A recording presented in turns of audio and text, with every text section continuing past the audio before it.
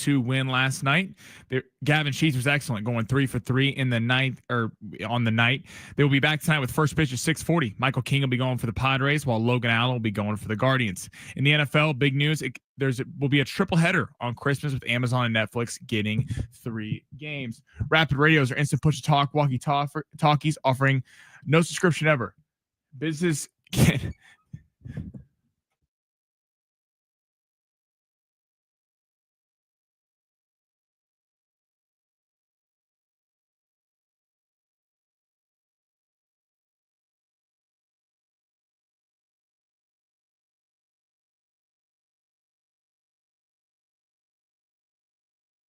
The Fletch Zone. My name is Ben Fletcher. That's Sammy Long. Thank you for being here.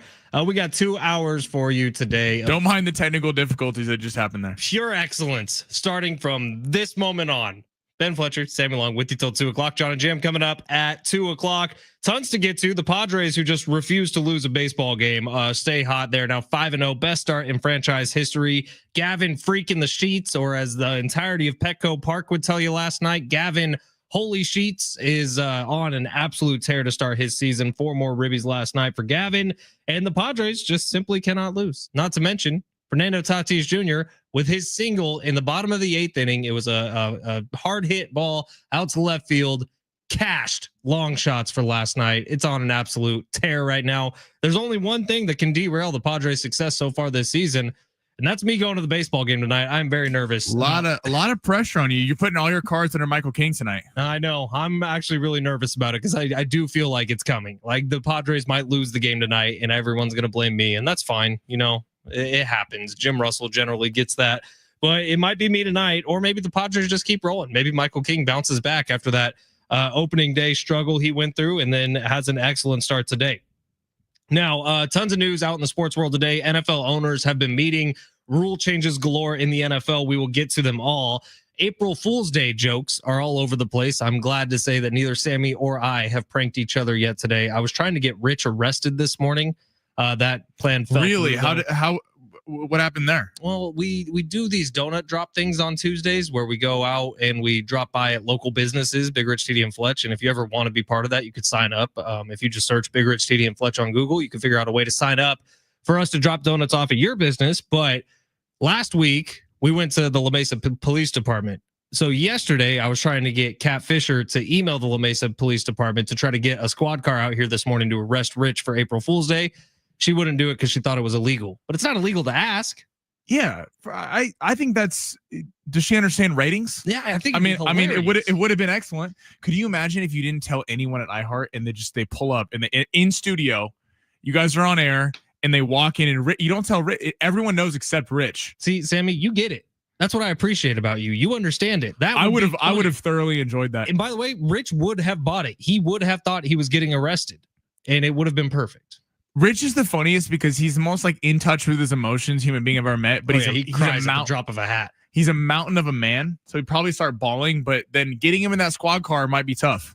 It would be not gonna lie. To, put some butter around the outside of it to try to squeeze him through.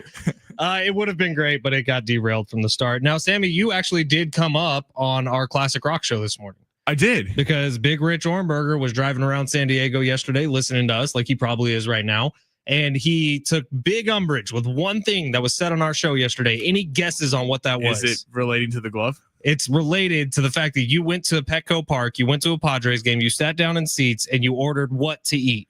Oh, I got an acai bowl. You got an acai bowl at a ballpark, Sammy, and you were trying to give me smack for saying that bringing a glove to a baseball game isn't a challenge. Well, that's absurd. And by the way, we've done a lot of things on this show. You got a smoothie at a baseball game. Hold on. I have never gotten so much fan response within the last 24 hours about people have strong opinions on if you should be allowed to bring a glove to a game. I know I'm right. I know that it's embarrassing if you're over the age of 15 and bring a glove to a game. That's just how I feel. And a lot of people agree with me. Listeners have been agreeing all day. You have, your people that bring gloves to games. Acai bowl, though, here's the thing. I didn't know if we were going out after. Acai bowl. Okay, fine, whatever. Acai bowl, Mr. Health Nut.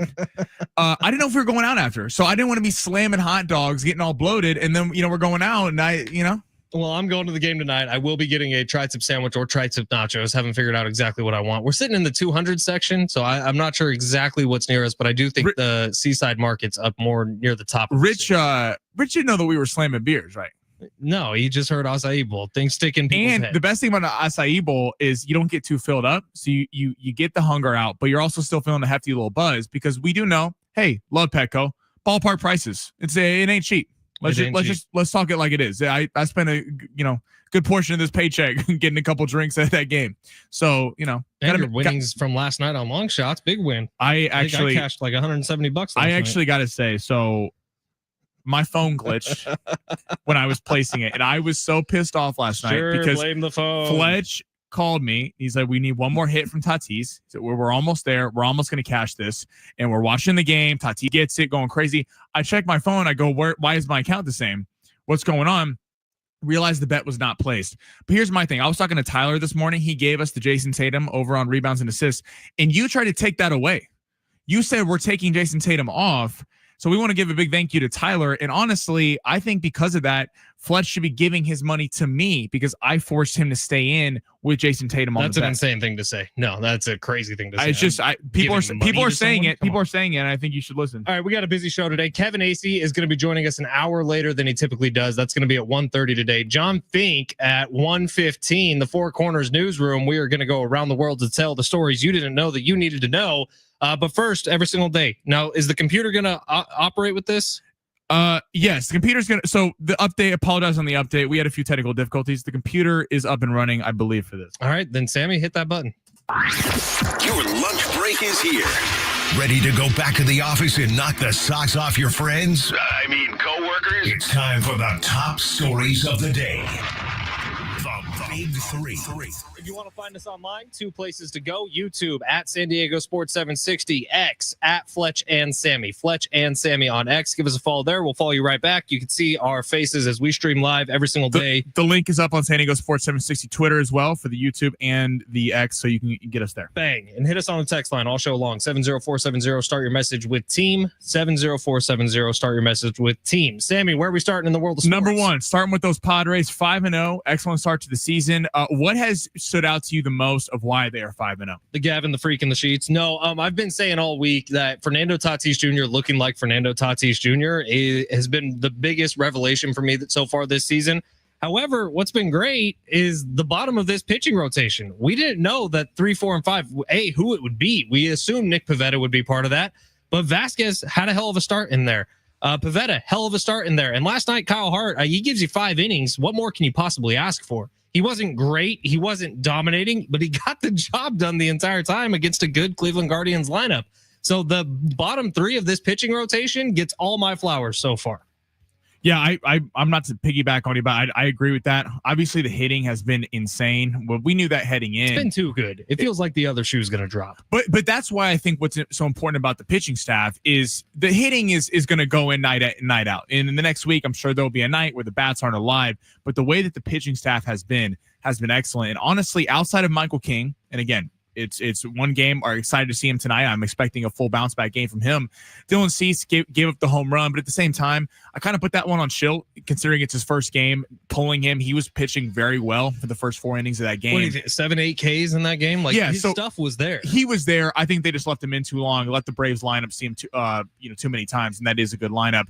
But certainly the pitching, and if the bottom part of this pitching staff is on point, this is scary outlook for a lot of teams. It's been fun. You think about everything that went wrong this offseason. You think about the fact that Jerks and Profar left the Padres, or the Padres couldn't re-sign him to a deal, and now he's suspended for 80 games. I'm not saying I'm happy about that, but everything is turning up Padres right now.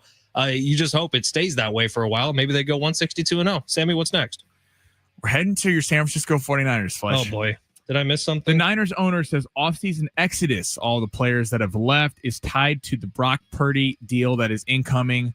Fletch, as a diehard San Francisco 49ers fan, does this make you want to curl up and cry and drink too many beers at the game tonight? Or are we still putting on a brave face and feeling positive? We're putting on a brave face. I don't know if I'm positive for next year.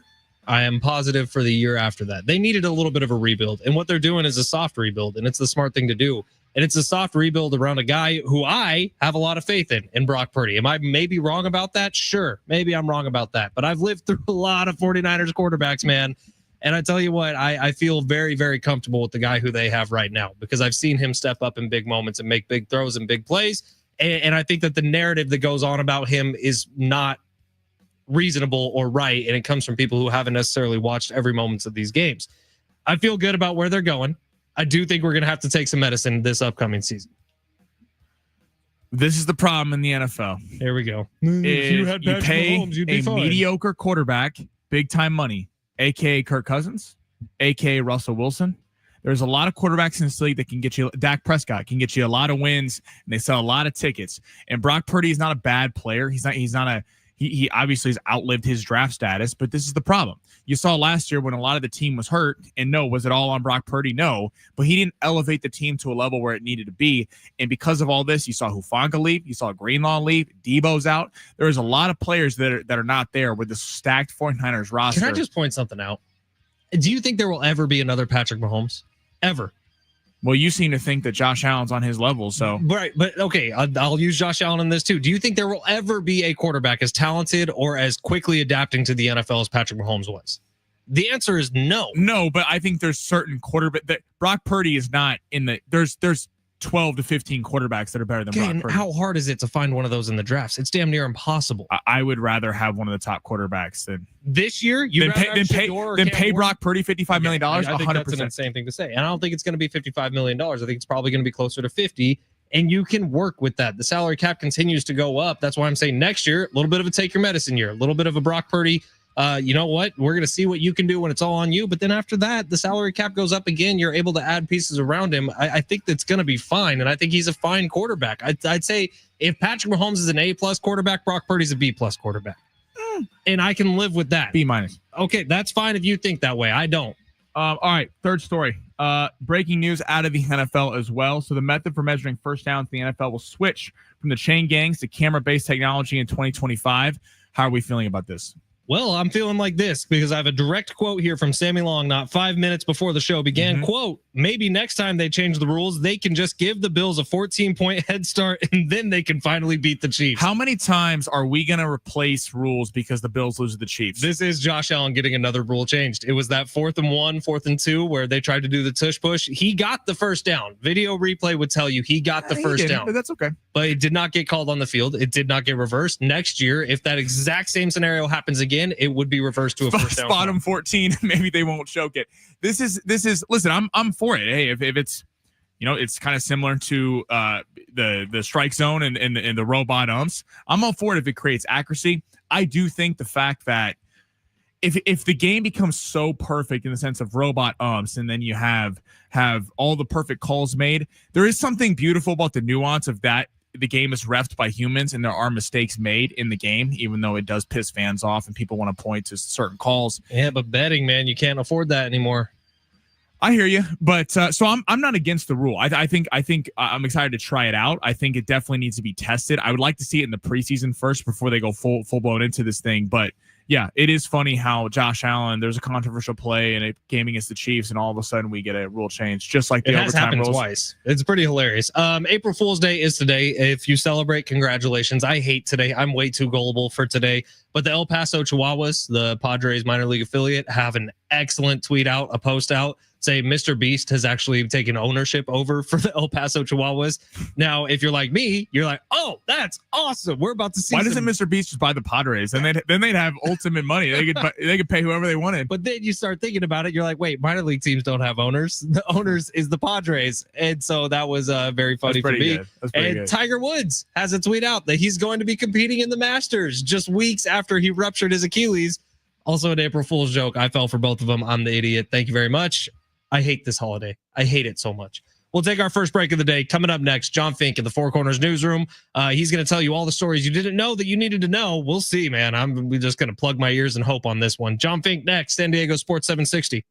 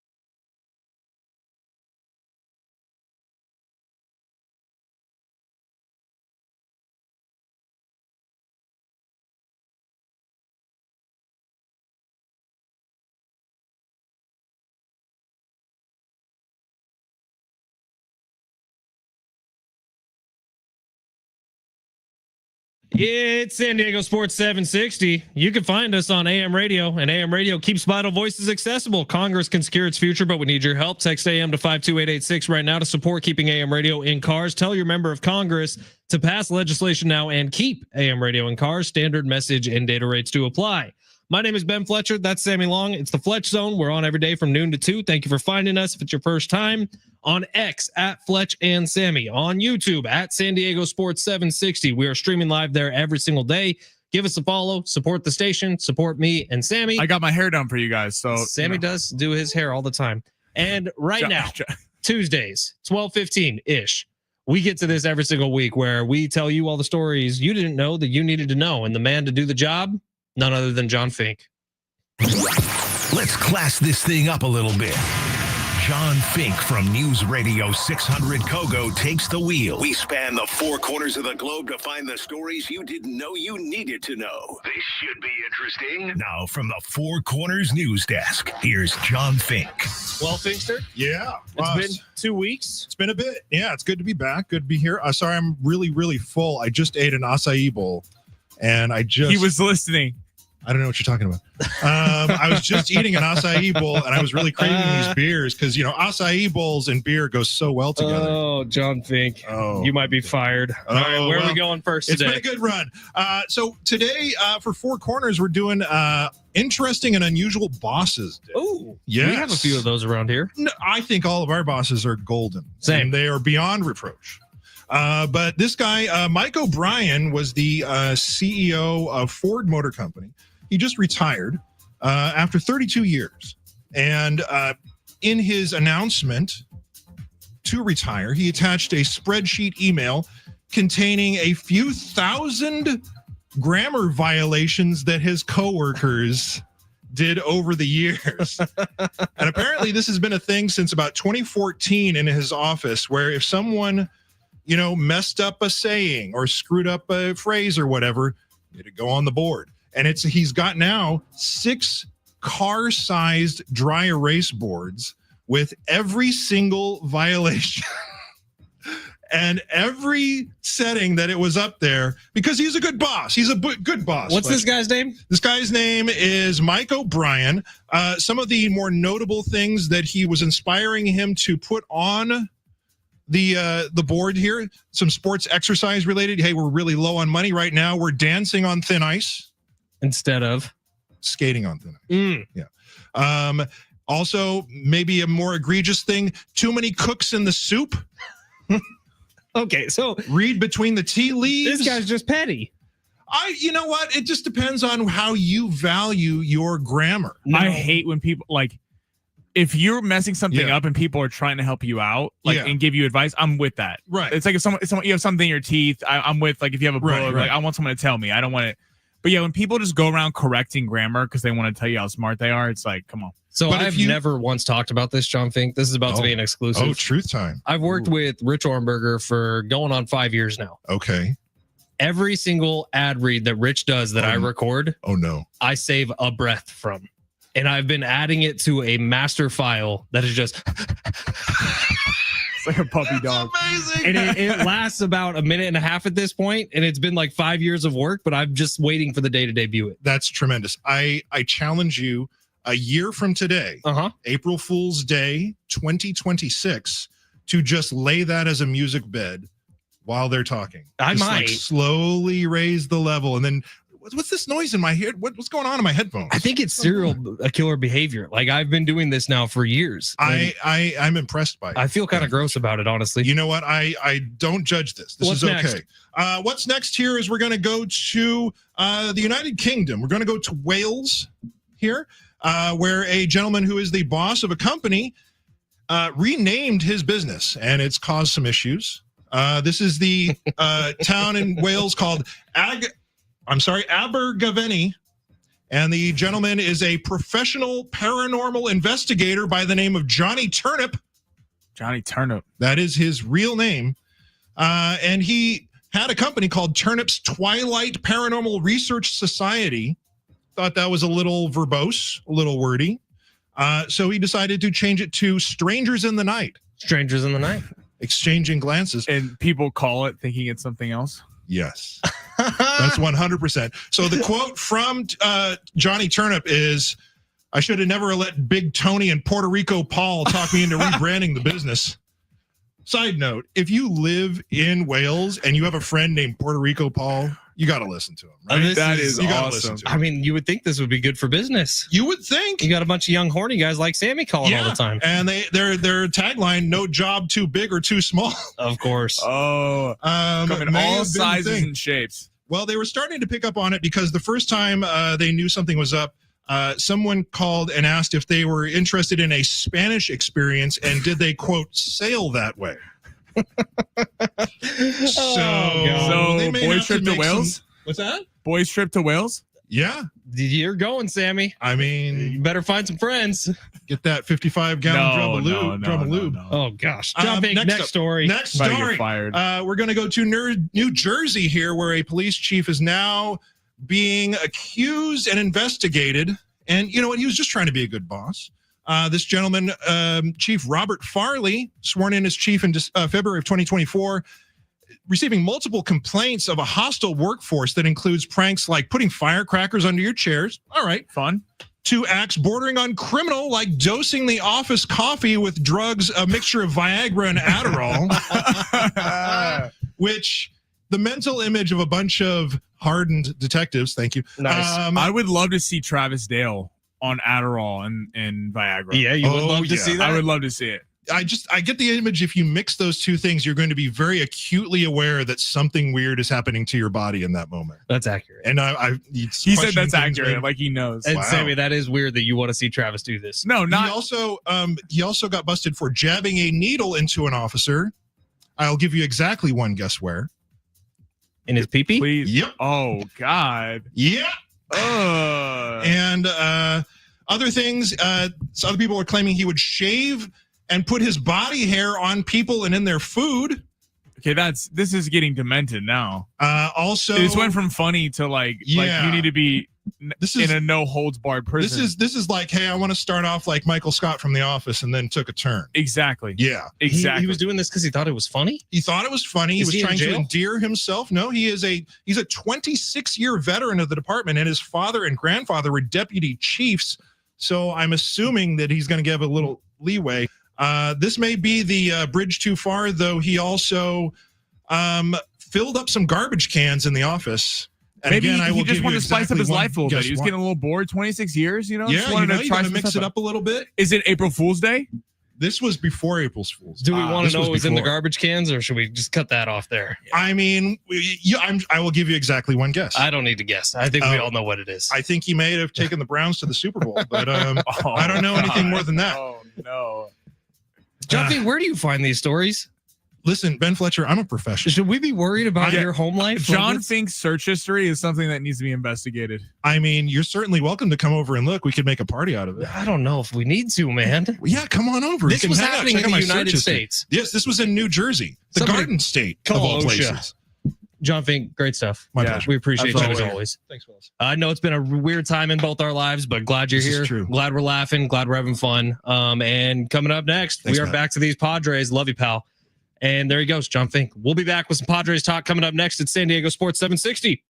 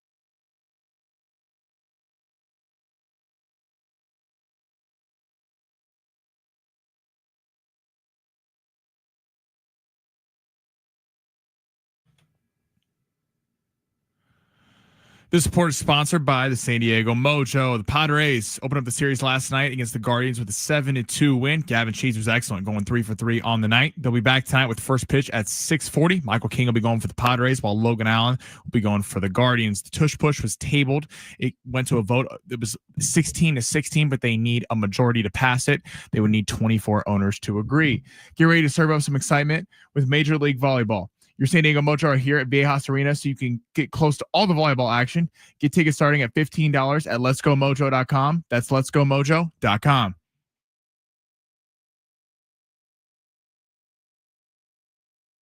San Diego Sports 760. This is the Fletch Zone. Ben Fletcher, Sammy Long with you till 2 o'clock today. John and Jim will take over then.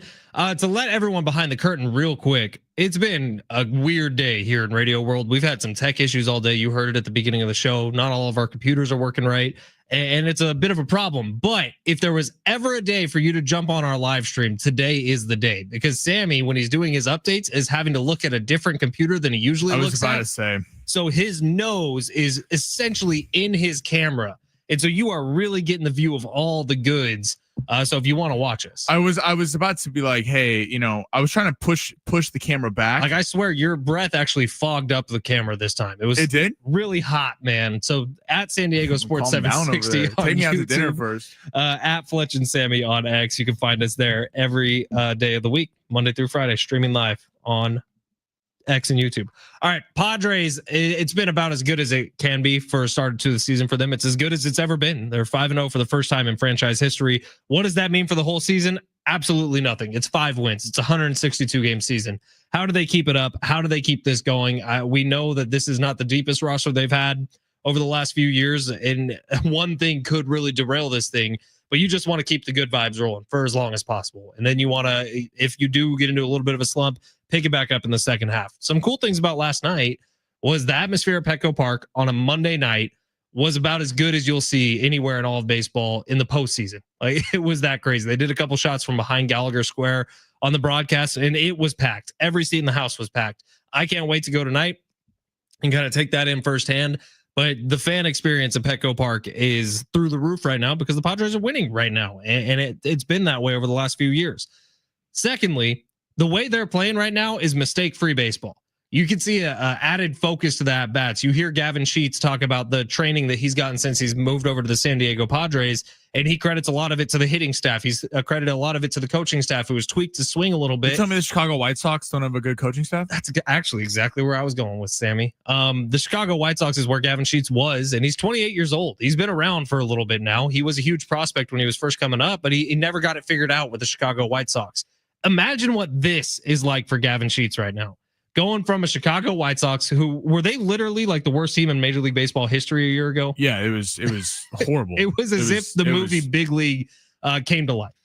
It was the roster of the Chicago White Sox was awful. Like, I mean, the diehard baseball fans were like, who the hell are some of these guys? So for Gavin Sheets to go from that to this has got to be pretty cool for him. Now, can he keep this going? Is he an everyday DH? We'll see. You probably think the other shoe's going to drop at some point. But here's the thing. With the White Sox, I mean, there wasn't much expectation because the team was horrible. But when you're a first-round draft pick, they're expecting you to come in and be a big-time slugger. He's batting at the bottom of the lineup. So he doesn't have, Tatis and Machado and Arise. Protection everywhere. Bogarts, they're the guys that have all the pressure. They're the guys with the big contracts. It's really freeing when you kind of come in and there's not much expectation. Obviously, kind of became a name in spring training when he hit 6 home runs in five games, something like that. And now what he's doing, I mean, 3 for 3 last night, hit a home run over the weekend, a couple bombs. He just looked confident at the plate. And you talk about, this is a big win for AJ Preller. And to your point, who knows if he keeps it up? Hopefully he keeps it up, but we're going to be positive right now and assuming he will, because he looks like he can. This is what AJ Preller had to do, considering the lack of spending, considering the fighting amongst ownership. You had to go find a diamond in the rough, and it looks like Gavin Sheets could be that guy, and that is massive for the team if the back end of this lineup has a hitter like Gavin Sheets. We got Kevin Acee coming up at 1:30. I'm sure we'll dedicate a lot of time to Gavin Sheets there, but it is cool how everything is working for the Padres right now, and hopefully they can stay with that for a while and keep this fan base on fire and keep putting money in mine and Sammy's pockets. My God, Fernando Tatis Jr. coming through in the clutch. Long shots, a winner yesterday. We will debut the newest long shots coming up at 12:45 today, so stay tuned for that. In the world of the NBA, did the Lakers make someone out to be a fraud last night? You I think heard they this did. game live on San Diego Sports 760. It was the Los Angeles Lakers and the Houston Rockets. Both teams kind of competing right now for some of those 2 through 6 spots in the West. Sammy Long, you watched every second of this, I'm sure, diehard Lakers fan that you are. Did the Lakers make the Houston Rockets look like little bitty babies last night? Yeah, they definitely exposed. So Houston, their team is built on defense and rebounding. They're the best rebounding team in the league, and they're top 5 in defense. They're 4th in NBA defensive efficiency, but offensively they're not very good. They're from a shooting perspective, they're 26 in 3-point percentage and points per game. They're 16th in total points per game. So not a great offensive team, but they had won like 12 or 13 or 14, something like that. But what you found out is when they played the upper echelon of teams, they lost to the Lakers last night. They lost to the Nuggets. They've lost to Oklahoma City. All the teams that matter. The only team in the Western Conference that is in the playoffs that they have a winning record against right now is Memphis. And Memphis has a ton of issues with Jenkins getting fired because John Morant wants the ball in his hands more. But yeah, the Lakers, it was a defensive game. It was really kind of a fun game to watch. It was a 90s throwback game. The Lakers held them under to 98 points, 104 to 98. Points were definitely at a premium. I like how 104 to 98 is considered low scoring into yeah, but NBA. It's like the first quarter was 19 to 16 Rockets. It was no one could get a shot. The defense was everywhere. Luka made a huge play at the end of the game defensively, actually jumping a pass. The Lakers, these were 2 big wins for the Lakers because you coming off last week. You drop a couple games, you get the winner against the Pacers, but I don't know if the Lakers necessarily looked great in that game. And then your heart gets ripped out when Giddey hits the half-court shot. You lose twice to a Bulls team that, frankly, you had no business losing to, but you did. And then you come back, you beat a Memphis team who you need a tiebreaker against. They were able to get that. They're now up 3-1 on the Grizzlies and then take it into Houston, a team that was one of the hottest in the NBA. Houston just doesn't have at the top. This is why they weren't taken seriously. They don't have the number 1 to compete with an OKC, a Lakers, a Denver, a Minnesota, a Warriors. It's just Jalen Green's a really good player, but he's not. They're a team of they're a collective team, but they're not a team that's going to really threaten in the Western Conference. And I think the Lakers exposed that last night. So last night, Luka had 20, Dorian Finney-Smith had 20, Gabe Vincent had 20, LeBron comes back to form a little bit with 16, and Austin Reeves with just 12. You expect the big 3 to kind of be Reeves, LeBron, and Luka. Yeah. Vincent and Dorian Finney-Smith won the game because they went to a zone, the Rockets, throughout the game, and they were just sitting in the corner hitting threes. Big performance. I can't wait. I mean, we're a week and a half out from the playoffs. Oklahoma City, this is an interesting kind of mode because they're so young where I don't know if that they're probably going to rest some guys the next week is actually that good for them because they're so young. I think playing, I can't wait to see if they get caught in the first round by a Warriors or Minnesota at the bottom of the bracket. Rip through some text real quick. 858. What's wrong with you guys? Never bring a glove to a game unless you're 12. Thank you. I've been saying that. Only hot dogs and beers only. Sammy, that one's for you. 619 Fletch bringing a glove to the game. LOL. 619. Take a guess how many measurements there were in the NFL last season. There were 0. Is that true? I feel like Chain Gain was out. Well, there couldn't have been 0. What do you mean? Yeah, I saw that text too. Measurements. I mean, I highly doubt that there were no. But that's coming off of the NFL rule maybe changes, they're right. Which we'll get back to on the text. 619. Did you guys happen to see a post by Jeff Passan reporting a trade of Mike Trout to the Phillies? Saw it, then it disappeared, then remembered it was April Fool's Day. What say you? I don't know. I have not seen that. That's crazy if Jeff Passan is putting players in tweets for April Fools. But Jeff Passan is a little bit of a loose cannon sometimes. 858 respect Will Venable. Will do. Thank you. All right, we'll take a quick break. On the other side, we do have long shots. Sammy had a winner for everyone last night. Hopefully you took advantage of it. We'll see what he has cooked up today. And if you want, we got a pair of tickets for you to go see the Outlaw Music Festival featuring Willie Nelson, Bob Dylan, Billy Strings, Sierra Hull at the North Island Credit Union Amphitheater on May 15th out in Chula Vista. Tickets and info, you go to Ticketmaster.com. To win these tickets today, we're going to have to make you do some work for it. You're going to have to get on the talkback mic. You're going to have to leave us a message. We'll tell you exactly what that message is coming up next at San Diego Sports 760.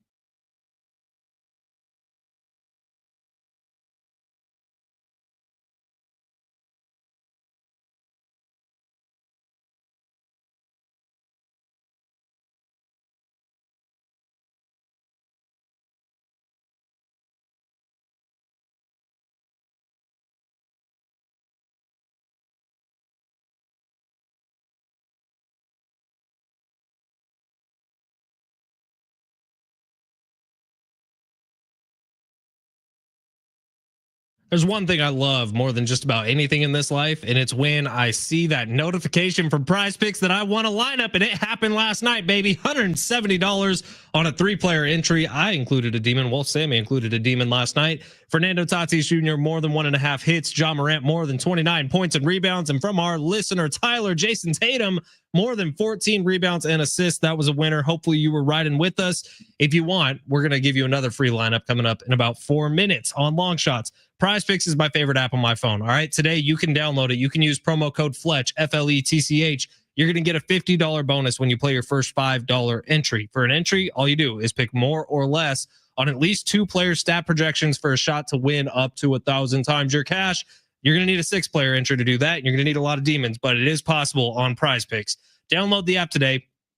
Start running your game, right? If you're watching every single baseball game that's happening here in San Diego, or hell, if you're going to one of these games that's happening here in San Diego, you want to have a little bit of extra skin in the game. It makes it more entertaining. I was holding on till the last inning last night to see if Fernando Tatis Jr. would get that extra hit. He did. Lineup wins. I'm walking away $170 richer. You could be doing the same thing. Download Prize Picks today. Use promo code Fletch, FLETCH. That's my last name. You're going to get a $50 bonus when you play your first $5 entry, and you can run your game all season long on Prize Picks.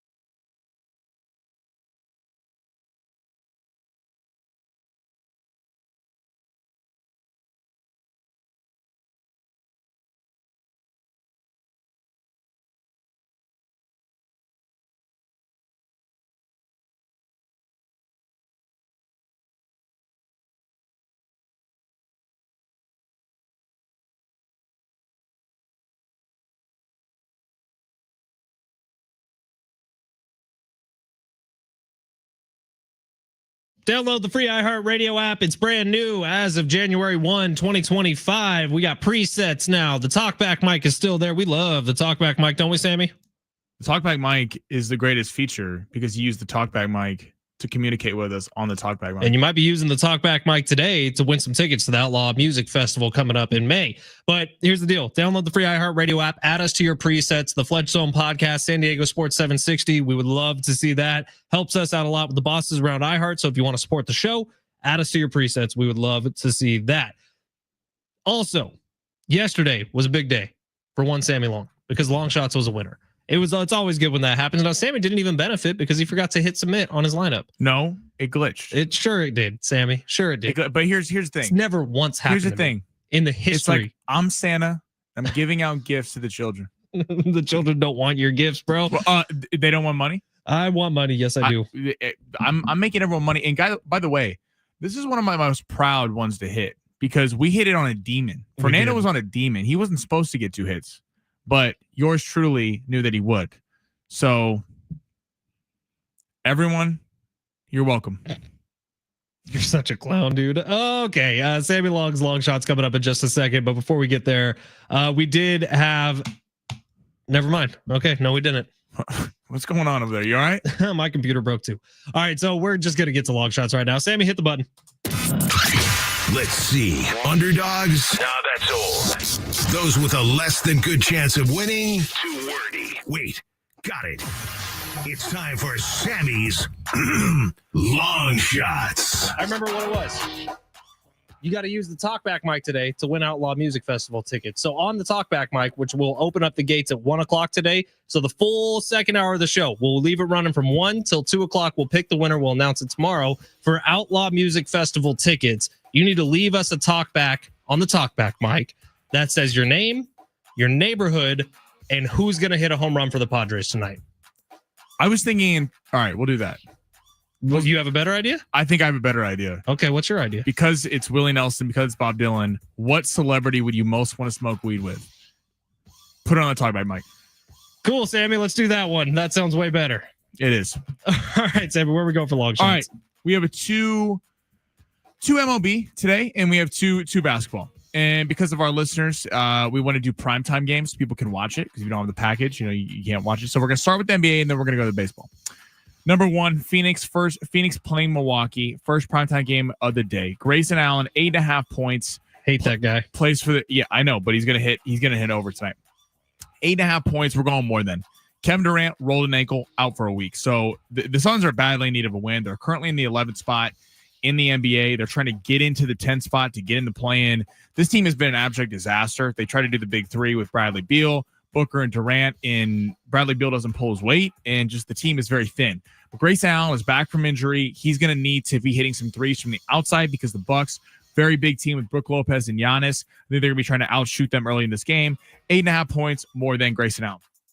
Number 2, night game. Minnesota at Denver. Very exciting matchup with the NBA tonight. Anthony Edwards, 28.5 points, more than. This is Anthony Edwards is one of my favorite players to bet more than because he's one of the most clutch players in the NBA, and he steps up in competition.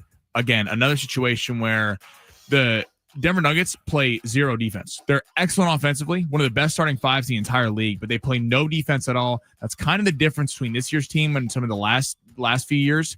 Is they used to be really good defensively with Bruce Brown and KCP. They are not that way anymore, and they're not very deep as well. So Anthony Edwards is going to have a big night tonight. He's going to need to have it on the road for them to win. 20.5 points, more than on that. Now we're hitting the MLB. We're going to the Padres. Michael King, 5 pitcher strikeouts. We're going more. I think we're going to have a big bounce back game for Michael King. Last week, obviously, didn't even get out of the 3rd inning, got pulled.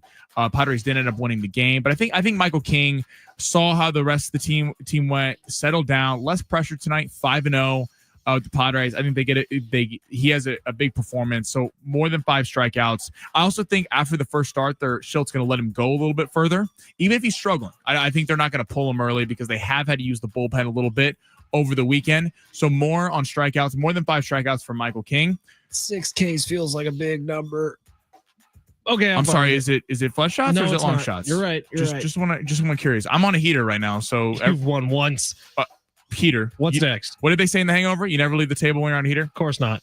Corbin Burns, Arizona, playing the Yankees tonight. Fun matchup. Corbin Burns, obviously the big acquisition for the Diamondbacks in the offseason, the leader of that rotation. 5.5 pitcher strikeouts. I'm going more than. I know people are going to go, what? But they have the torpedo bats. They have all the stuff. Again, we're in the second week of the season where managers are going to let them go a little bit further. I think the lines haven't reflected this yet.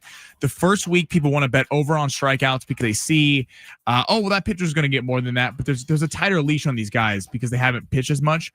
Burns is the ace. I think the Yankees, people have kind of seen the torpedo bats now. Not that they're not going to hit home runs tonight because they probably will.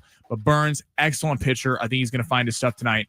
More than 5.5 strikeouts. So to recap, Corbin Burns, more than 5.5 strikeouts for the Arizona Diamondbacks. Michael King, more than 5 strikeouts for the San Diego Padres. Grayson Allen, more than 8.5 points for the Phoenix Suns playing Milwaukee.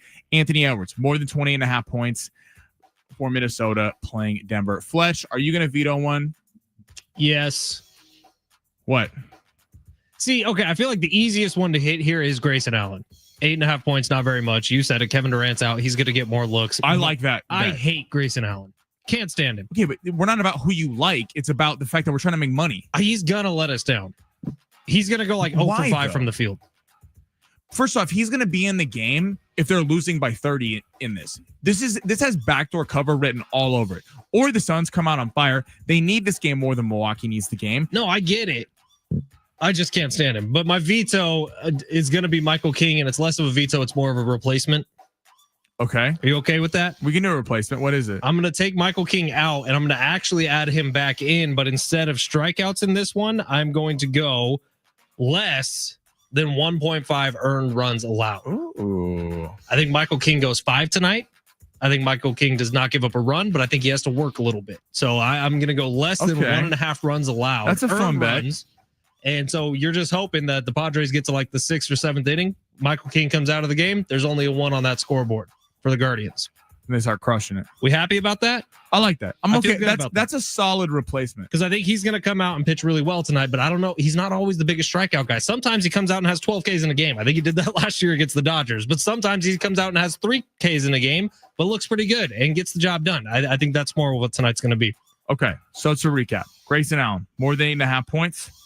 Logan Allen and Michael King less on one first inning runs. No, that's the combo. I said Michael King for the whole game, less than 1.5 earned runs allowed. You can do that one too. I feel good about the first inning, but that wasn't the replacement I gave. Oh, okay. All right. Well, now you're confusing me.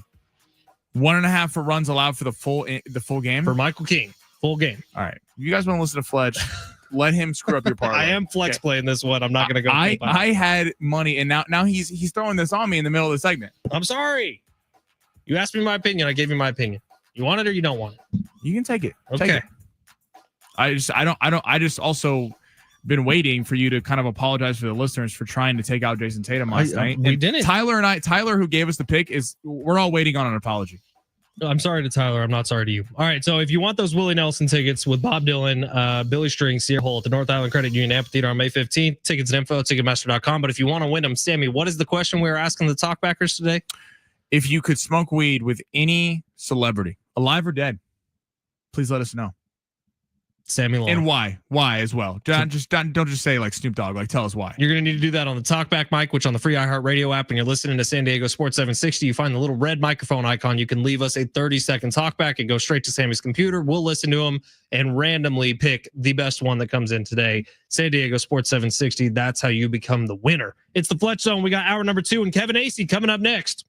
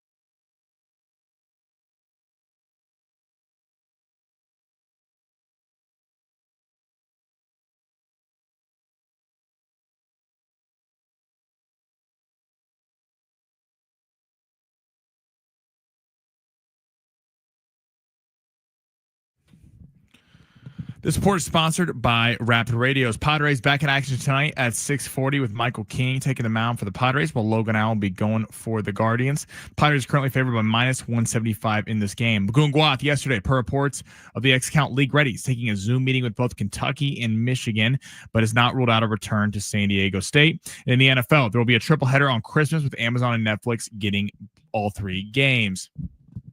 Rapid Radios are instant push-to-talk walkie-talkies offering national LTE coverage and no subscription ever. Business owners can keep in touch with up to 200 staff members at one time. Go to rapidradios.com now for up to 60% off and free shipping.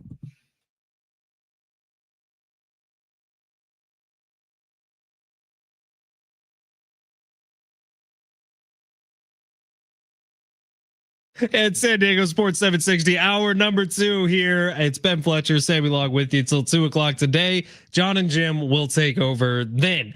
SDFC Midweek Live coming up tomorrow night, 6 o'clock right here on San Diego Sports 760. Adrian Garcia Marquez and Darren Smith are live every single Wednesday night, 6 o'clock right here on your home for SDFC San Diego Sports 760. It's a good show, man. Give it a shot. Those are 2 talented dudes.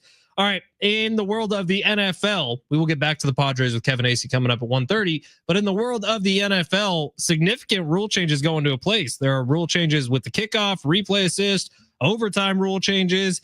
There will not be any rule put in place to ban the tush push. That was tied 16-16 on the NFL owners, and they need how many, Sammy, to push one of these across? They need 24. Need 24. Majority. So they did not get the tush push to go away forever, but 50% of the NFL wants the tush push gone. You would think maybe in years to come that could be happening.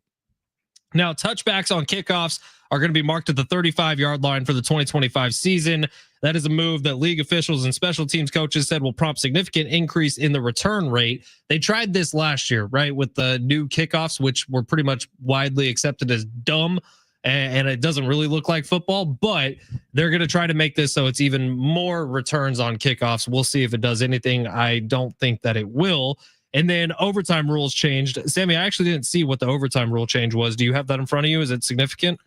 So in the regular season, both teams will get the ball now. So okay. they made the playoff format into the regular season, but which I'm surprised because the NFL Player Association was very against this because of their thing was in the playoffs, it's fine because, I mean, if you lose, you're not playing for, 7 months. But in the regular season, you're playing the next week. Football, obviously a dangerous sport. People, they didn't want to have to play another full quarter. But this does feel like it goes back to betting for me. With the emergence of how popular betting's been this year, more people bet money than anywhere or any time in history. And part of that overtime thing is about fairness. It's about making sure both teams have an equal shot at it. Now, I think the most significant rule change that happened is the one that we're going to kind of sit down on before we get to Big 3, hour number 2. And that is the Hawkeye technology for first downs. So this is the Josh Allen rule, right? Because in the postseason against the Kansas City Chiefs this year, the Buffalo Bills had a 4th and 1 that changed the entire outcome of the game. Josh Allen, no matter what Sammy tries to tell you right now, picked up the first down, but it did not get called on that way on the field, and it stayed as not a first down for the Buffalo Bills. After the fact, meaning like the next day, internet sleuths find Josh Allen did in fact Buffalo pick up Bills the first fan 1 2 3 4. No, Sammy, everyone saw it. You just refused to watch the video. No, I watched the game live. I respect the call on the field. Okay, I respect our referees. Was wrong, which is why the NFL is going back on. They're going to be using this Hawkeye technology to measure first downs coming up in 2025 in the NFL. What does that mean? Chain gang is now irrelevant. They will be used as backups, which you would think that the Hawkeye technology would be used as the backup. Right. I don't understand. I agree with that. I don't understand why, number one, you're just adopting the technology and then that's it. That's how we're deciding first downs from here on. I agree with you that it should be the backup.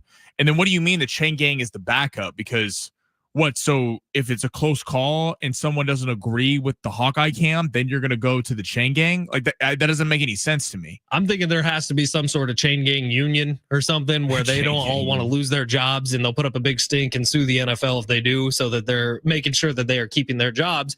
And that way there's not 32 chain gang crews out of work for the 2025 season.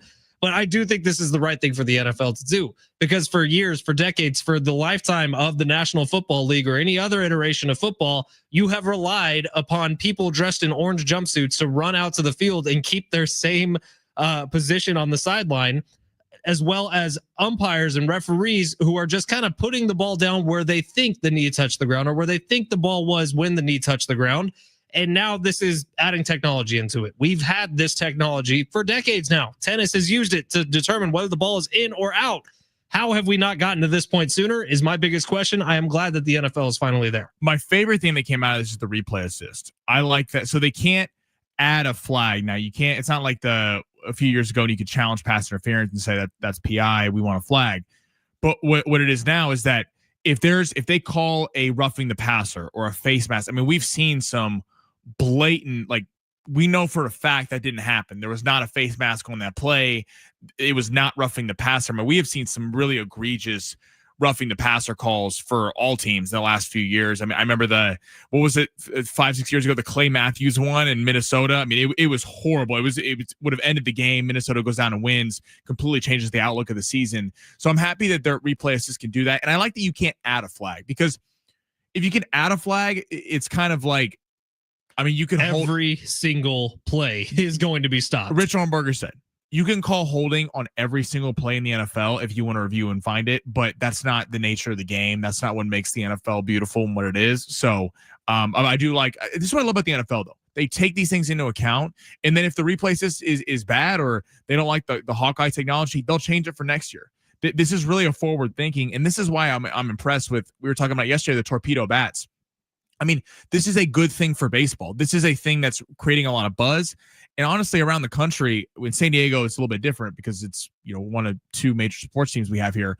But so we talk baseball all the time, but people usually after opening day go, oh, that's great, we'll see you in 7 months. Now people across the country, Colin Cowherd, are talking about the torpedo bats because it's bringing fun elements to the game. And I hope the MLB adjusts with that, just like the NFL is doing and does every year. So what Sammy was talking about was an on-site replay official, which is now permitted to reverse flags that are thrown for hits to defenseless players, along with fouls for face mask, horse collar, tripping, and or running into / roughing the kicker. But like you said, those replay officials will not be able to add a flag when an obvious foul is called. This is for when we see Derrick Henry running down the sideline, ripping through people, and then there's a hand that brushes his face mask, but the face mask gets called, right? And then he gets tackled a couple yards down the line. Well, instead of adding 15 yards to it, they're going to go back and confirm that the fingers actually got intertwined with the face mask to pull him down. And it's not just a bad call where somebody accidentally slaps the side of his head. Good thing for the NFL, making the game more fair. Hopefully this works. Hopefully it doesn't add time to the game, though. Hopefully it's a quick look up to the replay booth. Okay, that bad call, pick up that flag. We're done. Moving on. I think everything that happened today was positive for the NFL, maybe outside of allowing the tush push to survive one more year. I probably would have gotten rid of that. 50% of the league. That's not insignificant. 50% of the league said the tush push should be gone. I'm surprised 16 teams are fine with it. I want to know the breakdown. I want to know how many teams are from the NFC, how many from the AFC. Like, are you thinking AFC teams maybe are fine with it surviving because they don't have to worry about the Eagles? That's interesting because the Packers were the ones that were the forefront bringing it to the attention. They were like, we need to get rid of this. I mean, I'm assuming if I'm a Giants fan, I'm a Cowboys fan, or I'm a Commander fan, I want it gone. I don't want to deal with that. You have to face it twice a year. That's interesting. If I like to see that. They're never going to release that because they don't want to know. But and then the overtime rules flipping, or excuse me, the regular season overtime rules becoming the playoff overtime rules. That was proposed by the Eagles, which I thought was interesting. I don't really know why they would do it, but I'm all for it because I think it improves the game. Yeah, I mean, you'll see teams pick up another win where it would have been a loss in years past. So I do think it's a good thing for the league, and I'm fine with more football. So if we more overtime, that's fine 100%. With me. Regular season overtime is sick. All right, Sammy Long, every single day at the top of every hour, we go around the biggest stories in the world of sports. Let's hit that button. Your lunch break is here. Ready to go back to the office and knock the socks off your friends? I mean, coworkers? It's time for the top stories of the day. The Big Three. Kevin Acee coming up at 1:30. Hang on for another 15 minutes and you will get your dose of the Ace Man with his Padres knowledge. Also, you could stream us live on X and YouTube. On X, we are at Fletch and Sammy. You'll see our faces there. On YouTube, at San Diego Sports 760. Please drop us a subscription and even a like if you want, the little thumbs up. Those all help us out. We'd appreciate it if you do. Sammy, where are we starting for hour 2? We're starting in Big D because it's the greatest reality show in the world. What? What'd you say? What did you say, dude? Big D, Dallas. Okay. Get your mind out of the gutter, Fletch. God, dude. See what I'm dealing with every day? Okay, Jerry Jones disrespect Micah Parsons' agent, David Mogoleta. And Micah Parsons retweeted and said that I will not be doing a contract negotiation without my agent. We thinking Micah Parsons is going to be heading somewhere else for greener pastures? What did Jerry say? No, he just was saying that he doesn't really feel necessary to deal with his agent and all this stuff. Kind of disrespected the agent, and Micah Parsons fired back that is his guy. Look, if I'm Micah Parsons, I want the hell out of Dallas. I think that he's seen in his young career enough mistakes made by ownership and general manager, who's the same guy, by the way, that he should understand it's time to get out. And it's the NFL has something that NBA baseball does not have. We talk about the media size of the Dodgers versus the Padres, right? That's not as big of a deal in the NFL. And Micah Parsons is going to be a star, whether he's in Dallas, maybe a little bigger star in Dallas, as he would be if he were in maybe not Cleveland or Jacksonville, but you know what I'm saying. In a lesser market, Micah Parsons can still cut Every through. team's big, but Dallas. I get it. But look, I hear Micah you on that. Parsons going to get paid a ton of money no matter where he is. In terms of him getting paid 100%. But look at Dak Prescott. Dak Prescott, if he played for the Jacksonville Jaguars, no one would talk about. But being the quarterback of the Dallas Cowboys. Quarterback is different from star defensive player. Yeah, but Micah Parsons is basically the face of that franchise. I don't think so. Why? You think Dak Prescott is? Dak Prescott's A. Jerry Jones is probably B. CeeDee Lamb is C. Micah Parsons D. I would put him above CeeDee Lamb. I'd argue above Dak. No, not above Dak. No shot. I mean, Jerry Jones is... Micah Parsons is the best player on that team. Yeah, but he's the only one that's Absolutely. got a podcast. Right, and that podcast will follow him wherever he goes. So if that's why he's popular, it's not just because he's a Dallas player his podcast is popular. But look at Aaron Donald. He's an LA Ram. Look at Micah Parsons. We've seen a lot of great passers in this league, and they don't get the same kind of respect that certain players do. Aaron Donald was one of the richest defensive players ever. I know, but he played in Los Angeles, so he's a household name. A big-time pass rusher. Myles Garrett plays in Cleveland. He is a household name. And Myles Garrett, if he played in Dallas, would be a mega star. You're probably right, but I think at this point, if I'm Micah Parsons, I've seen what they've done over the last few years, and I'm ready to get out. All right, I hear you. Number 2, Steelers owner and president Art Rooney said he keeps, quote, hearing that Aaron Rodgers is, quote, headed in our direction. What's going on here? I'm so over the Aaron Rodgers storyline this offseason, and that is a direct quote from me exactly 1 year ago when I was so over the Aaron Rodgers storyline from that season. And guess what? From the year before as well. Aaron, make up your mind. Go play for the Steelers. I'll watch you, man. I'll root for you even. I'd love to see you come back and have a really, really great season with the Steelers. It's an organization that I have a lot of respect for. Love Mike Tomlin as a head coach. I would love to see Aaron Rodgers go have success one final time in his NFL career and then ride off into the distance. But this whole offseason of him going back and forth, of Cam Hayward going on his podcast and talking smack and having to walk it back because I'm sure Aaron Rodgers said something to the Steelers ownership, I'm over it, man. Give me something or just go away. Yeah, it's a sideshow at this point, and you put up with it when Aaron Rodgers was in his prime, when he was 30 years old. He's the best player in the league, winning MVPs left and right. He's not that anymore, and I'm surprised that this is still going on. To your point, Fletch, I mean, the back and forth, Cam Hayward, it's getting exhausting, and I don't think he changes that much. If I'm Pittsburgh, I'm rolling with Jackson Dart, or Jalen Milroe, one of these guys. I'm taking a shot on him. Or maybe you trade him. Maybe you make a big swing. You like it. I mean, Cam Ward you have to get to the number 1, but Shador, I don't know. I would rather go with a kid who's got massive upside than Aaron Rodgers, who we know what they are. And he's old and not really interested in playing football anymore. It's been the last 3 days. We've had Aaron Rodgers headlines for 3 different teams. On Sunday, maybe, it was Kevin O'Connell saying, yeah, our interest in Aaron Rodgers had nothing to do with J.J. McCarthy. Yesterday, it was Matt LaFleur. Like, if Aaron Rodgers would have gone to the Vikings, that would have been one hell of a story today. Rooney said there's positive signs on Rodgers coming to the Steelers. Just be done with it. Sign the money. Get the deal. Go. Play. Have fun. Maybe bring Hard Knocks with you because I'd like to see that. That would draw ratings. Number 3, head into baseball to the Padres. There was an article written by Bradford Doolittle today on it. Maybe this is because it's April 1st. I'm kind of surprised at this. It was an article on ESPN Plus, 2025 World Series contender tiers. When will your team win? Can you guess where the Padres came in at? Top 10? No. They were 15. The Detroit Tigers are in front of them. The Kansas City Royals are in front of them. The Seattle Mariners, the Boston Red Sox, the Minnesota Twins.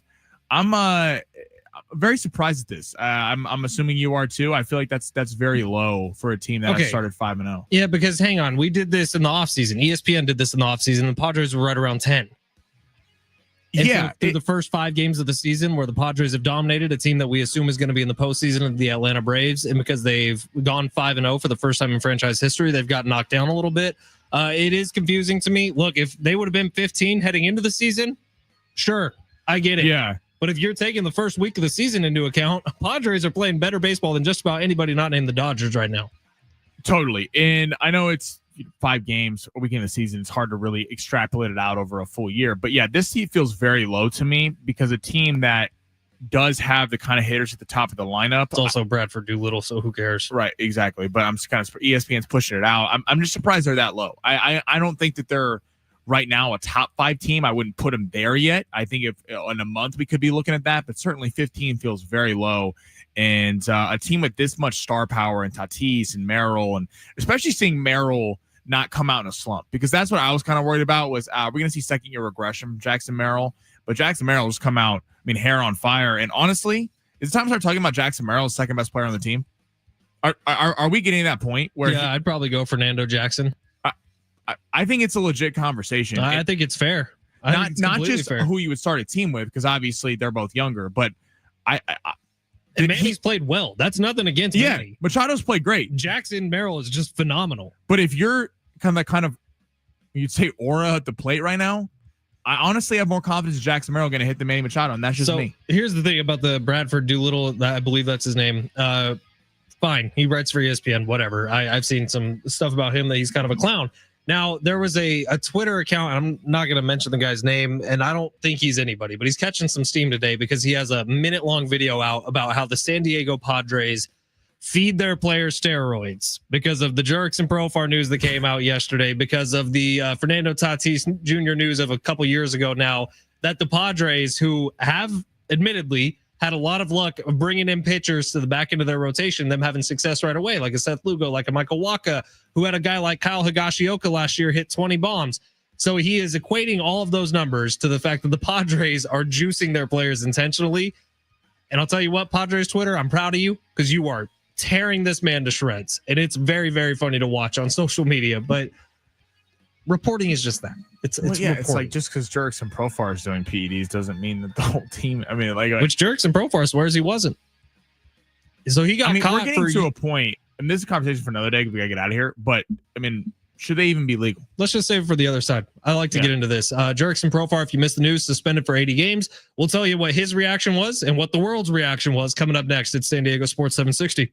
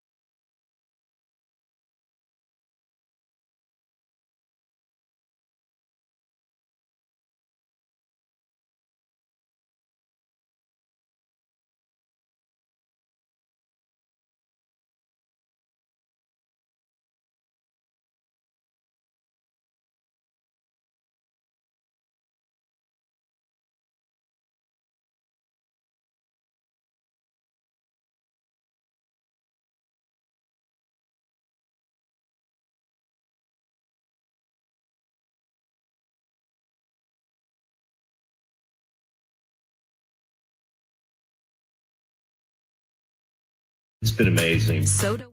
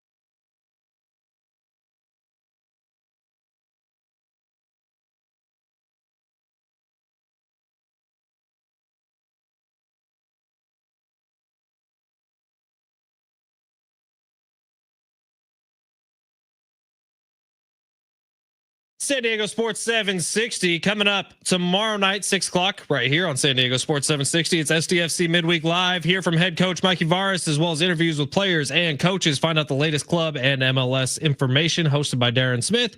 SDFC Midweek Live every Wednesday, 6 o'clock, right here on your home for SDFC on San Diego Sports 760. Obviously, lots to get to still today. 10 minutes from now, Kevin Acee will be joining the show. If you want to get a talk back in, Sammy Long posed the question. We're getting some funny ones in. We'll play them for you coming up in just a little bit. Some good. What was the question? It was, if you could smoke weed with any person, alive or dead, who would it be? And if you meet that criteria, we will pick one of you to be the winner of our Willie Nelson. There's some good creative ones that are coming in right now that I didn't even think of that I like. Willie Nelson, Bob Dylan, Billy String, Sierra Hull at the North Island Credit Union Amphitheater, May 15th. That is the Outlaw Music Festival. Tickets and info, you can go to Ticketmaster.com. We'll pick a random talkbacker to win those tickets as well. And Sammy, one more time, the question was, if you could pick any person, alive or dead, who would you want to smoke weed with? In honor of Willie Nelson and Bob Dylan, because they were big fans of the Devil's Grass. Was Bob Dylan as much as Willie Nelson? I mean, I know Willie Nelson has his own brand. Willie's like a legend. That's like Snoop territory. Whiskey Bent 12 on YouTube says, who am I smoking weed with? Redman and Method Man, 100%. Very solid choices. Text line had a couple of them too, but I know one of the talkbacks we got in said the craziest rotation ever would be Jesus, Betty White, and Isaac Newton. Don't ask me why, but that is the craziest. It would be a crazy ever. rotation. Yeah, is rotation like passing it around the room? Yeah, let's not be a newbie. Yeah, it's you don't want to mess with the rotation. Don't mess up the rotation, because if you take too much, then puff pass, bro. Then you're leaving it for other people less than people. People know you can respond. Text line 70470. Bro. Explain to Fletch what messing up the rotation means. Dude, I'm so cool. I know all about weed. Bartolo Colon had a April Fool's joke out today. It wasn't really even an April Fool's joke. Bartolo Colon, who famously hit his one and only home run of his major league career right here in San Diego, had a tweet out today that says, I wonder how many home runs I would have hit with a torpedo bat. Fair question, Bartolo, who ran into one in San Diego. So I actually quote tweeted it and said, that's a goat post, like the little goat emoji, like, because it was. That's one of the greatest of all time posts I've ever seen. Guess who liked that tweet? Bartolo Colon. Well, friend of the show. We have celebrities listening. What's up, Bartolo? Bartolo's kicking it with us, man. Have you've seen the video, of course, of him hitting the home run at Petco Park? That's as famous as Baba Booey throwing out the first pitch. He's rounding the bases with that big smile on his face. That's one of my favorite baseball moments ever, and it happened against the San Diego Padres. 949 says weed is for nerds. You hear that, Sammy? Don't mess up the rotation, bro. Hey, brah. Going to PB. We got Kevin Acee coming up in just a little bit, a man who I'm sure knows a lot about rotations. Yeah. But You Kevin have some other Acee's- texts on there that you can get to later. I can't see them from this far out. I need to get my glasses checked. I need to get my glasses checked so I can fix the rotation, bro. Shut your ass up. We'll talk with Kev about the Gavin Sheets of it all, man. That was a pretty cool moment at Petco Park last night. I think it was after his 4th RBI, which was that double down the left field side. 2 runs scored on it, and the entire park at Petco, which I hope happens again tonight while I'm there, erupts in holy sheets. Holy sheets. You're not Holy starting sheets. anything. I saw I'm your not- ex last night, and you're going crazy on there with all the nicknames. You have to pick a nickname. You mean Gavin freaking the sheets? You mean Gavin Microsoft Excel spreadsheets? You're so You proud mean of that. Gavin fitted sheets? You mean I had more of them? I can't remember.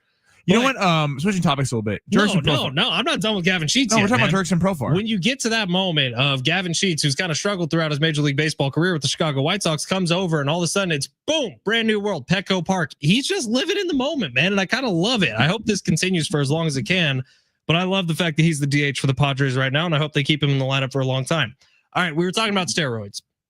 There was this clown on Twitter who posted this video about how the San Diego Padres are feeding all their players steroids because Jerks and Profar comes back to the Padres, has this career year last year.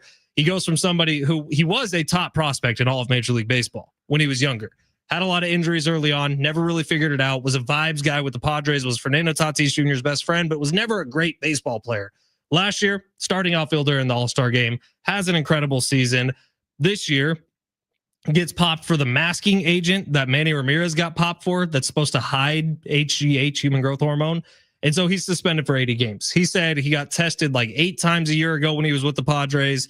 He never failed a test. He gets to this year, boom, pisses hot immediately, gets popped, 80-day suspension. He said he hasn't taken anything, but the traces of this masking agent were found in his I'm surprised urine sample. at how harsh it is. 80 games. Half a season. But then the real thing is that it's 80 games without pay. And if the Braves make the postseason, he can't play. Is that accurate? Yeah. So I mean, if you're a Braves fan, you're going, this dude signed a 3-year, $42 million contract. He's not a young player. Profar is not, 22 years old where you're like, all right, it sucks, but whatever. We're just going to get him for the rest. I mean, this is, hoping that this guy running around Twitter talking about how the Padres, like the MLB conducts drug tests. You know what I mean? Like if this is a problem, the MLB will do something about it. Just because he played on a team doesn't mean the whole team's sitting there in the locker room taking steroids. I mean, it's ridiculous. No, the Padres are feeding them steroids, Sammy. That's what this guy's saying. He says it must be investigated. Well, what owner would even be doing it? Exactly. What owner would be more likely to feed the team steroids? It's a little bit of a clown show to me, but here's the deal. And Sammy, you brought this up, and I don't totally disagree with you. Would it be that bad? Well, to your point, I mean, look at the home run chase. Mark McGwire, Barry Bonds, all these legendary. It's like the best baseball ever was. Ever. And then they want to go, oh, steroids. Yeah, you know what? Everyone was tuned in on SportsCenter every night going, who's going to win the home run batting title or home run record? It's like, no. Do you want to set the expectation that steroids is okay, where it could have long-term physical effects later? Outside of baseball, steroids are not the best for you to be using all the time. Well, then they weren't. We've gotten a lot better at steroids now.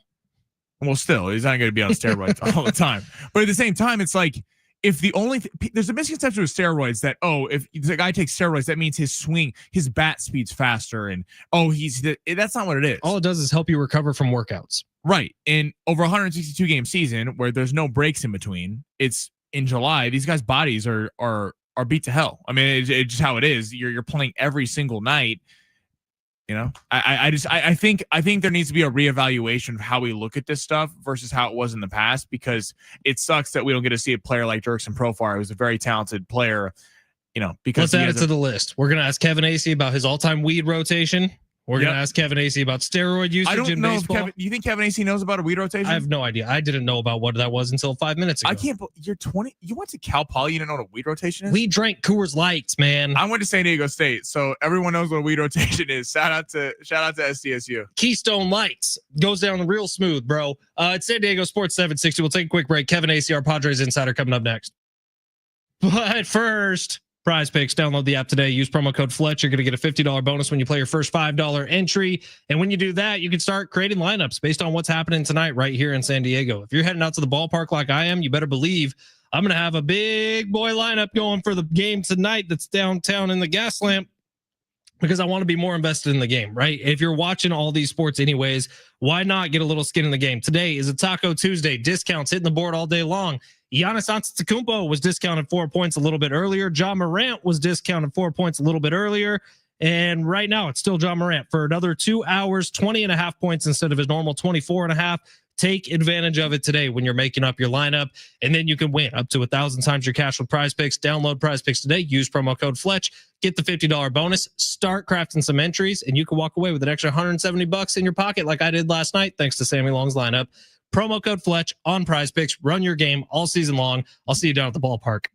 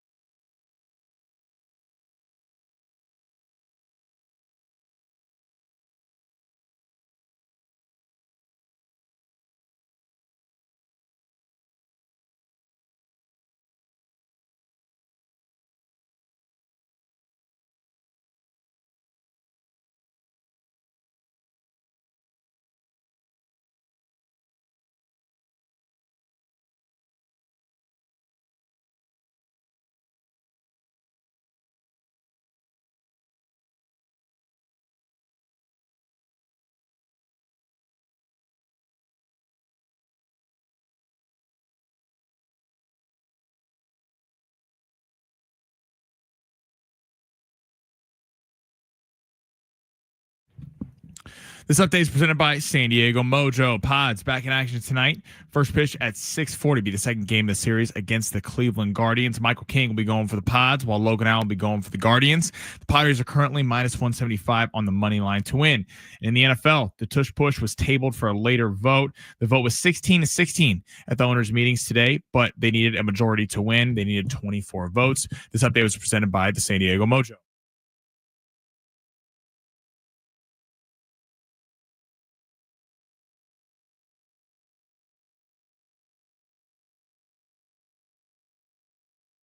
San Diego Sports 760 on a Tuesday. Padres got game 2 against the Guardians later tonight at Petco Park. We're going to be chatting with Kevin Acee of the Union Tribune in just a second about just that. But it's been a 5-0 start for these San Diego Padres.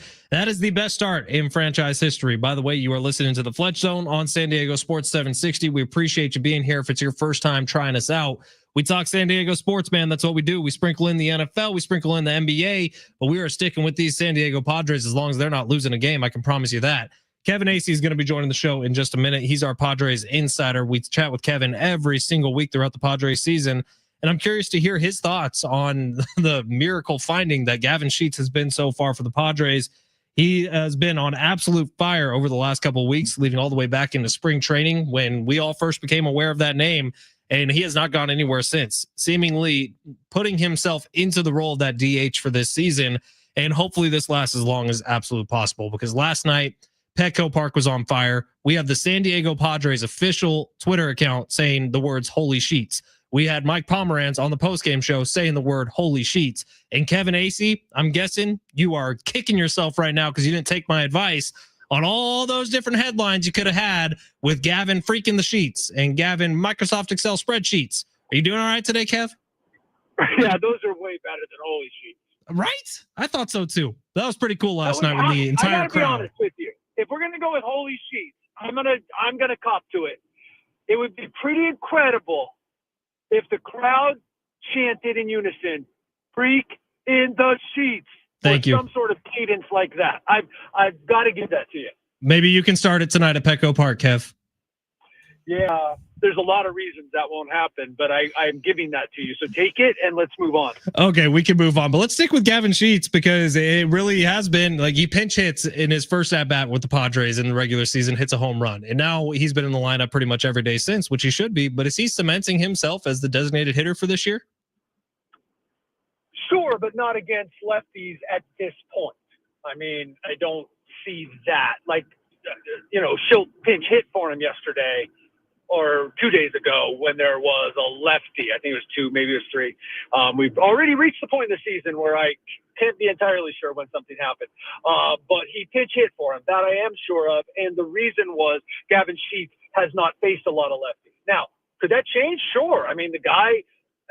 the swing plays, man. And there was a time where, like, I remember when the White Sox came here, is it 22? Yes. And I believe they only played in 22. They weren't playing every year then. And it was like, Gavin Sheets was like a dangerous guy. So that's fantastic. But at this point, I guess fortunately for them, you face far more right-handers. So not tonight. The back half of the rotation has been excellent. Who's impressed you the most between Vasquez, Pivetta, and Kyle Hart? Well, Pivetta, I mean, for sure. But that is liberal use of back of the rotation, right? The guy is making whatever it is, almost $14 million a year average, if the whole contract plays out. But he's far and away. Randy Vasquez, but like that's like splitting hairs. I mean, he wasn't particularly sharp, but when he missed, like they didn't swing, right? Like so, that's turned out to be better to put a changeup or a sinker to a lefty way outside of the zone versus in the zone where guys hit it. So like he was effectively, I don't want to say wild, but he was effectively wild. So that worked out. Kyle Hart has to be fine. He has to hit his spots, and he did for the most part. And did what a number 4 or 5 starter did. And if Kyle Hart does that all the time, my gosh, that would be a fantastic season. Now he won't, just because guys don't do that. Now Michael King doesn't do that. Dylan Cease doesn't do that. Garrett Crochet doesn't do that. Well, maybe he does, but that was a pretty good outing by both those guys. Kevin Acee, San Diego Union Tribune, on the air with us today. Every single week you hear from Kevin on Tuesdays right here on San Diego Sports 760. Kevin, you look at the Padres start to their season 5-0, best start in franchise history. You look at the Dodgers start to their season 6-0. Great start for the Dodgers. I think we all expected it, right? They're never going to lose a game ever again. But these two teams are two of the hottest teams in Major League Baseball through the first week. Why in the hell are they not playing until June? Well, that's how the schedule works out sometimes. I'm sorry you're disappointed, but there will be I promise you that there'll be a story then, right? Like there just always is. We look at the schedule but yeah, like that'd be great. But you know what? They only play 13 times now. So if they were playing 3 or 4 now, there'd only be 9 left for the rest of the season. No, I get that. I understand it all. But Kevin, the best ratings that baseball has had over the last few years has been Padres Dodgers in the postseason. Why are we happen in June? Why are we pushing it so far down the road? Why would you not give everybody in Major League Baseball what they want early on in the season? Sammy and I were trying to talk about this yesterday. There's no feasible reason for Major League Baseball not to push this down the road. Well, they have to make 30 teams' schedules fit into every ballpark's schedule for 162 games over 6 months. Now, I'm not disagreeing with your premise. I'm just saying you can't possibly say there's no feasible reason. I think I can, Kev. I think I just laid it out there. Well, you can, but you don't like, I'm just saying, like, I have complained about schedules for years, but I haven't for several years, once learning the complications of every team's, like, each team gets to request days off or days that they can't have something at their place. You've got all the travel, the logistics. They got to fit it all together. Like, yeah, I can be like, this is, I'm not disagreeing with you, but, like, okay, like, that's just how it goes. Kevin, looking at the NL West, the Bleacher Report did a power rankings, weekend with the Dodgers 1, Padres 2, and the Diamondbacks 5. Who has impressed you the most? Do you think the NL West is the best division in baseball, or do you think there's somewhere else? At this point, sure. Yeah, like that. I love that question because, hey, Ben, you could really learn from Sam. I love that question, Sam, because that's what, like, is the more interesting part to me than, like, power rankings, right? Like, is like, wow, can you believe the Padres have to run this gauntlet and play in the NL West? I mean, I think you would have said that before the season, that, like, I don't think the Giants are terribly easy, but, like, you got the Diamondbacks, the Dodgers, the Padres. Now, I'm not saying that the NL East is, over the course of, there's 157 games for the Padres left, that and change for a couple others or whatever. There's, like, a lot of games left, is my point. And, we could be talking about the NL East in a month from now or a week from now. So I'm not saying that those are easy, but, like, yeah, the NL West looks pretty stacked. All right, let's talk some Manny Machado, Kev. Obviously, a question I had this offseason, which I think at the time was fair. How is Manny Machado going to respond to all the ownership drama? Well, we're a week into the season. Ownership drama could not be further from people's point of view because the team's 5-0, and Manny Machado has started off this season on fire. You talked to him last night after the game. Is Manny Machado in a better headspace than he's been in years past heading into this year? Yeah, I don't know. That might be fair. Sure. Yeah, I don't know. Like, I just want to make sure I'm not saying he was in a bad headspace, so maybe it wasn't great a couple times. I don't know. But yeah, I will say this emphatically.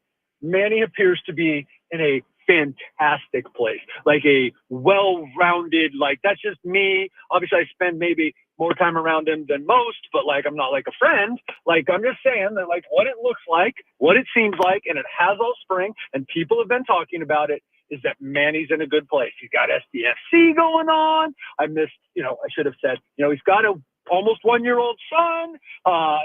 Like he's got a good team. He feels good. He's healthy finally. There's a lot of reasons for Manny to be stoked. And about the ownership drama, I know that we've kind of butted heads on this about how big a deal it was, and it was a big deal. And it is a big deal. But, like, one of the reasons I sort of roll my eyes at it is that void we talked about in the offseason. The season comes up and games happen. And here's one thing I will say, and it's going to sound like I'm ripping them. I'm not. It's what it takes to be a professional athlete, and in particular to be a baseball player who has to play 162 games in 185 days. They are the most self-centered people on the planet. And so they could not give an F about the ownership drama once the season starts. That's fantastic right there. And that's a compliment, by the way. I am not ripping them. I'm just saying. Yeah. And I've been doing this a long time, and that's just the absolute truth. No, totally. So I know you were obviously around the team all the time and saw the reaction the city had to Jurickson Profar over the weekend. Do you have any reaction to the 80-game suspension or any thoughts on that? Yeah, my first thing is that I'm sad because I do like Jurickson. I'll just throw this out there that it doesn't mean he didn't work hard to get where he was, but this taints it. I mean, it just does. It turns a great story into, and look, the fact is, unless we want to spend all our time digging, we all sort of have to just say or pretend or whatever that everybody's clean until proven innocent. And that's just the best way to go about it, because there are a lot of knowledgeable people out there that believe that 70, 80, 90% of these guys are doing something. And that's just a fact. Now, is it what it was? No. But, like, you know, it's a hard sport. It's a long season. You know, a lot of wear and tear on the body, a lot of money at stake. And Jurickson ain't the only one out there doing it. I'm saying that only to give you perspective, not to stick up for Jurickson. He screwed up. Like, I mean, he's got to pay the penalty, and you do the crime, you do the time. So, yeah. But number one, just my nature. I'm bummed by it because I like a good story and I like Jurickson. But, you know, he did what he did. Well, and it's unfortunate that now all you see on social media is somebody test Gavin Sheets, because obviously if you come to the San Diego Padres and start having a career year, it can't be natural. It has to be something else. Well, here's a difference too, is Sheets is 28 and is not that far removed from having some pretty good seasons as a young guy. But yes, to your point, that's one of the things that bums me out too. It's like, yeah, and you know, that's just the world we live in. So, Kev, before we get you out of here, this was actually Sammy Long's question that he wanted to ask you, but I'm going to throw it out there. Let's talk about this. So now I learned a new phrase today. It's called a weed rotation. It's when you pass a joint around a room and it's a rotation. Actually, it's a blunt rotation. But okay, yeah. Blunt rotation, sure. Who would be your all-time, we're talking celebrities, alive, dead, of someone, either you could sit in the room as an innocent bystander, you could partake in the whatever's going on, but in terms of celebrities you would want to hang out with for a night, it's the old who would you want to have a beer with, except it's who would you want to smoke a blunt with? So I could be in the room just kind of hanging out. Yeah, you don't have to be partaking in any activities you don't want to partake in. Because I can't help it, but right, you're not forcing me, right? Like everyone's cool with me just being there, right? Yeah, you like, could just sit in the corner like a weirdo. Well, probably, probably Rich Ornberger. Probably, probably, and then his buddy Travis, probably him. And Abraham Lincoln. And Abraham Lincoln. Kev, I don't know if you meant to do this, but you have hurt me sincerely, man. I don't know if we're going to talk next Tuesday, Kev, but I do love you a lot. Rich would be talking more than Lincoln, by the way. Here's the thing. Travis Dale has said famously now he's never once come close to smoking weed. Rich Ornberger talks all the time about how he keeps trying to go back to little 5 milligram edibles and it puts him on Mars every single time he tries it. And so I don't think that'd be a very fun room, Kev. I think I'd be a lot more fun. I mean, I didn't realize I left you out. I'm sorry. Let me think about it. I'll get back to you. Kevin, just so you know, you would be in our rotation. All right, we'll see you next week, Kev. Thank you for your time. Appreciate you very much. Yeah. All right, Kevin Acee, Union Tribune, our Padres insider. You'll hear him every single Tuesday here on the Fletch Zone, either 12:30 or 1:30. I do appreciate his time in a big way. It's San Diego Sports 760. We will close this thing out. Get you ready for John and Jim coming up next.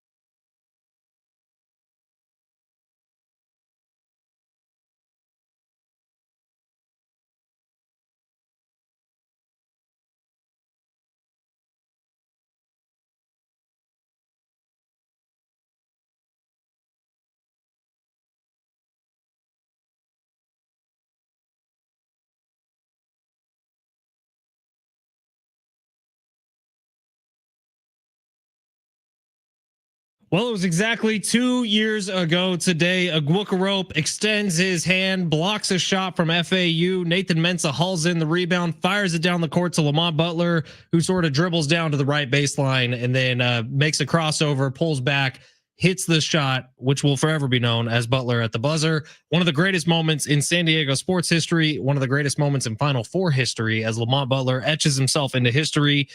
2 years ago today in Houston. Kind of hard to believe that was 2 years ago. Feels like it was yesterday. Brent Sperry and I screaming and running all through the hallways here at iHeart San Diego when that shot went in. Special moment from a special player in Aztec for life in Lamont Butler, who found himself in yet another Sweet 16. 3 in a row for Lamont. Congratulations to him. A hell of a college basketball career. Can't wait to see what's next for him. Obviously this year at Kentucky, but the majority of his collegiate career at San Diego State, leading them to their first national championship berth ever with one of the most famous shots in March Madness. Yeah, I remember history. being at VA House watching it, and everyone went nuts. You were at the watch party where they were like running over fences to try to get in? That was the Monday, so we went on Saturday, but it was packed, but people weren't back from break, so people that don't live in San Diego. So it was like, it wasn't tame, it was packed, but it was like that. And then Monday we tried to go down there, but you had to, if you wanted to get in, you had to line up at like 12 at like noon to get. It was insane. That was such a special run, man. It's a bummer it didn't happen this year for the Aztecs. We'll see what goes on next year. I did see yesterday they did add someone in the transfer portal. His name is Jeremiah Oden, 6'9" forward, spent 3 years at Wyoming. He is committed to San Diego State. I believe he sat out last season due to injury before the year, but 6'9" forward, Mountain West experience. He's coming in as a transfer. We'll see what else the Aztecs do in the transfer portal this year. Like we kind of talked about that with Magoon Guath, who, by the way, has left it a possibility to come back to San Diego State next year. We'll see if that actually happens. Sammy, you had an update today. He met with Kentucky. Yeah, he's doing a Zoom call with Kentucky and Michigan, but has not ruled out a return. Yeah, we'll see. It doesn't seem likely at this point. Listen, maybe it happens. Let's maybe just be real. Kentucky's got big pockets, so we'll see. When that checkbook comes, I wish him nothing but the best. He's not right now going to go to the NBA just because he hasn't done enough in college. I know his measurables are great, so that's not really on the table. Kentucky, Michigan, I 3 great programs. So we'll see. At this point, you're hoping for San Diego State. He would have to take less money to return. That's basically the point you're at. So that comes down to coaching. That comes down to Brian Dutcher and Dave Velasquez convincing Magoon that the best place for him to develop his skills for the next level is at San Diego State. And honestly, I think Aguacarope's going to have a lot to do with it too. Magoon looks to him like a mentor. So hopefully Magoon does make the decision to return. I wouldn't hold it against him if he leaves, just like I didn't hold it against Keyshawn Johnson or Lamont Butler when they left. You got to do what's right for you. You got to do what's right for your family. The hope is, though, that San Diego State gets as good as a possible program as we can on the court next year for the Aztecs to hopefully make another run like they did with Lamont Butler, because that was a special moment in my lifetime. And I'm not even close to understanding how special it was for the players who were on the court. But I'll never forget it. That moment, Lamont Butler rising up over Nick Boyd and hitting that shot as his left hand like slightly comes off the ball. And it's just that smooth stroke as he follows it for an absolute swish. Darion Trammell's face as he's running on the court. Like, these are things that San Diego will never forget from one of the greatest moments in San Diego sports history. Moving off of that, John and Jim are coming up next. We were doing the talkback competition today. We didn't think about the fact that we need the computer in the production studio to work for the talkback competition, which it's not working. So those talkbacks, we've seen them all. We love them. We'll play them tomorrow once everything gets fixed here. And we'll give away 2 pairs of tickets to the Outlaw Music Festival coming up tomorrow. So, Fletch, you're not bringing a glove to the game, right?